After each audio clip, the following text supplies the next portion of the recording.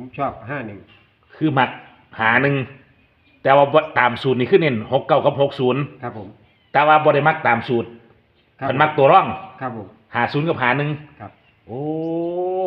ผมย่านติ่มนะ อันมูนี่คือสิบ่เต็ม ไอ นี่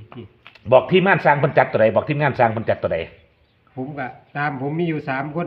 5051เน้นให้เพิ่นจัดชุดนี้ ครับผม 5051ครับผม เอาบ่ได้บอกให้เพิ่นจัดชุดนี้บ่6960บ่ คิดว่าบ่ดังเลย คิดว่าตัวนี้คิดว่าจะมาตัวนี้ คิดว่าชู2คู่นี่สิดัง แต่ว่าเบาเท่าเพิ่นมักพี่แล้ว6960พี่แล้วบ่สร้าง อันนี้ หามักอยู่50เลขประจำเบาเท่านี่ เนี่ย นะครับเอานะครับพอสร้างเพิ่นบอกทีมงาน5051พี่น้องเพิ่นว่าตัวร่อง